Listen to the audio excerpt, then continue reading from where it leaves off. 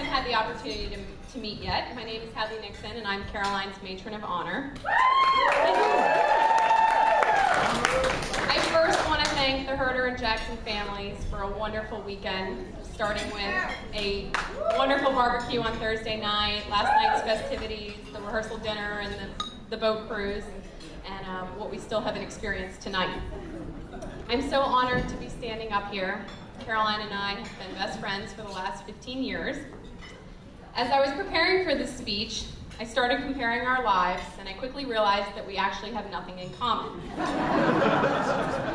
First of all, Caroline is the youngest. She has 2 older brothers, whereas I come from a family of 4 girls. I'm the second oldest. Caroline works to address public health issues, whereas I work very hard to promote the latest trends in fashion.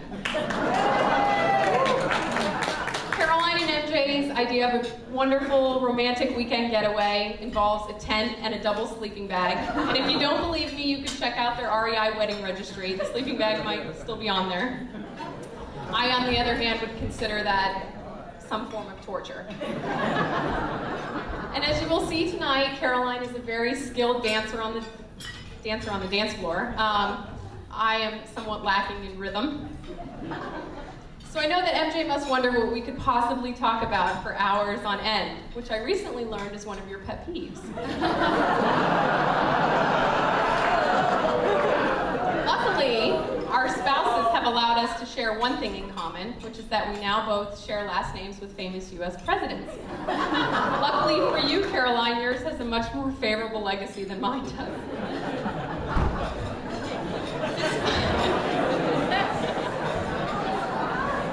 Despite these differences, Caroline and I have always been able to stay in touch over the years, and we are never at a loss for words. I think this is a true testament to Caroline's dedication to the important relationships in her life. She's a truly remarkable friend who goes out of her way for those that she cares about. I've had to constantly remind her this weekend that she's not responsible for arranging transportation for each and every guest to this wedding. I have been so fortunate to have Caroline by my side through all the important events in my life, which include a college graduation, my marriage, the opening of my store, and the birth of our daughter. She's not only been a great friend, but I've always considered her a wonderful role model. I've looked up to Caroline's achievements in the classroom, athletics, in her career, and her social skills are unmatched. It's actually Caroline's self-confidence that I admire the most. She's not arrogant or boastful, but she knows who she is and what she stands for, and she never wavers from that. Caroline has the rare ability to walk into a room with a group of people she's never met before or someone she hasn't seen in 10 years and immediately strike up a conversation. Although we haven't lived in the same city since high school, I had the rare opportunity to live in San Francisco in the summer of 2008. Not only did I get to see Caroline on a regular basis, but I also got to live with her for a month and a half. It was also that summer that the Caroline and MJ love affair was in full steam, and I was privy to all the details.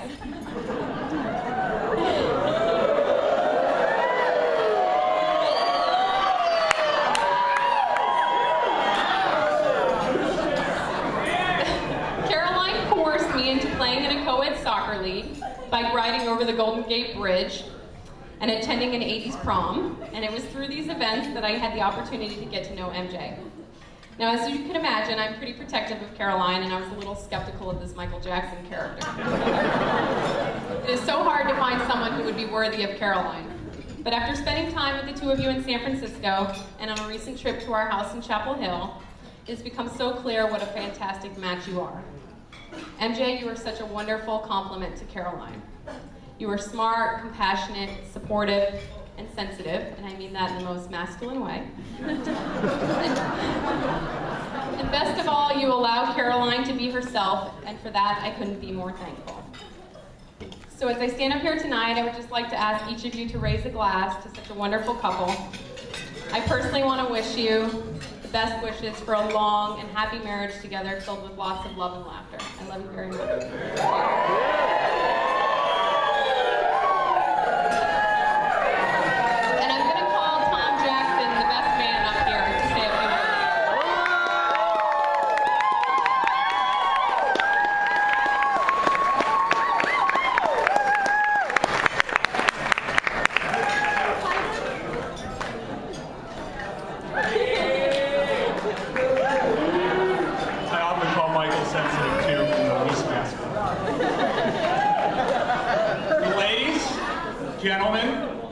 Michael? For those that don't know me, I'm Michael's older brother, Tom. And I told myself I wouldn't get emotional. But I wanted to think back to a very special day 30 years ago. I was just a couple years old. And it was one of the most important days of my life, my parents' life, and ultimately Caroline's life ever. And something truly special came in this week. The album Thriller came out. And so began 30 years of making fun of Michael. A tradition I'm excited to continue this evening.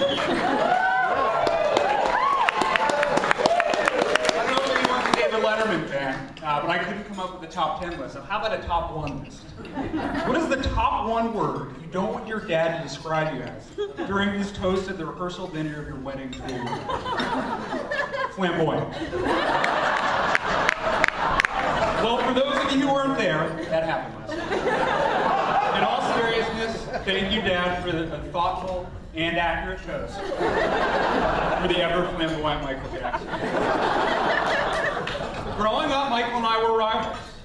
This is exemplified by a story my Aunt Liz told me last night. Now, my Aunt Liz asked me not to repeat this, so here it is. Michael and I were in the bathroom. We were young, not that kind of Michael Jackson story. And I asked my dad if it was okay to pee in the bath.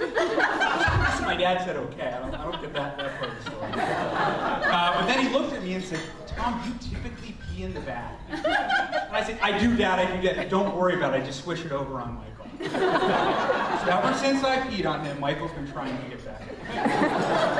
Being 3 years older than Michael, I was naturally bigger, smarter, and better in every single possible way. So he needed to fight dirty sometimes. However, his lack of common sense would often get in the way. For example, Michael insisted that I take the room by the stairs when he moved into our new house. His logic was that when the monster came up the stairs, the monster would get me before it got Michael. However, when Michael sensed the monster was coming, he would come into my room and sleep right in front of my bed. Now, I don't want to tell you this, Michael, but when the monster would come in that scenario, he would actually be closer to spirit. I mean, he knew absolutely everything to get me in trouble. My dad will tell the story about Michael coming up to him, limping like he just broke his ankle. Michael said, Dad, will you make sure that Tom gets in trouble? He heard me playing football. And Dad said, okay, I'll talk. Michael says, thanks, he sprints away. But I came to realize my rival had a soft spot in his heart, and it's something I've always admired him for. From an early age, you've always been concerned with the environment. For example, your first communion, you gave all your money to Greenpeace. All your friends were out buying Game Boys if you were hoping to save the shrews of Easter Mongrel. We proceeded to get calls for the next 2 years from fundraisers asking to talk to the big shot Michael Jackson. They didn't realize he was 7 years old. When we moved to Baldwin Street, don't worry, I only have 15 more stories. Sorry, 35. When we moved to Baldwin Street, Michael organized the garden. A group of neighbors would pick up rocks and stones from the yard and garden. The operation was bankrolled by Dad, who paid us a penny a task, and we gave the money to charity. So from an early age, Michael's followed that passion, that he continues to follow today, and that's something that I really admire. So it got to high school, and Michael actually started to get a little bit cool. He was class president, a good student, star of the basketball team. And what do you do if your name's Michael Jackson? You start a rock band. So Michael and I became close. We went to Stanford together. After the first year, Michael needed to decide where to live. I was in a fraternity called Theta Delta, where I was the rush chair. And it was a match made in heaven. I couldn't convince anyone to join this fraternity. And Michael and his friends, some of them here, couldn't get into any other fraternity.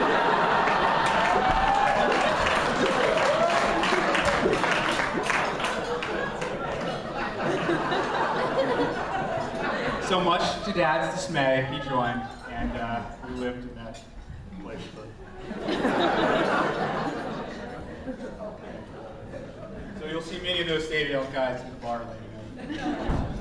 So we moved to San Francisco after school, and the good times continued. We watched many Notre Dame football games together, argued at nights about politics, whether stuff should be unionized or privatized, and it was really special.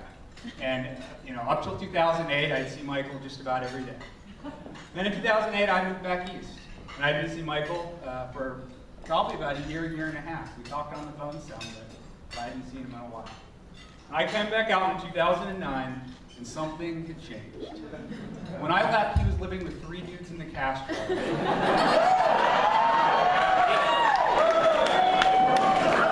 In an apartment that makes our college fraternity look like the Ritz-Carlton. This place was disgusting. These guys would root beer in the kitchen just to make it smell better. But now he was living in a 2-story apartment that eerily looked like an adult living. We went out to dinner, and we actually went to a place that required us to do silverware. This guy that had started the garden club was now funding clean energy startups. But most importantly, and I'm guessing these are kind of related, he had Caroline by his side. And with Caroline, Michael, you truly found your match. While you're out trying to solve the world's clean energy problems, she's out trying to stop AIDS. Caroline, you bring the same zest to life that Michael does. You really, well, actually, you're just really beautiful, and the same love of life that Michael brings to every room you do. We're very, very excited to have you as part of the family. One thing I'll never quite understand about you, though, is how you can laugh at those corny jokes. That is something that I'll So it's this part of the speech where I'm supposed to give some advice to you, Michael. First of all, you've come a long, long way from the little boy I used to pee on.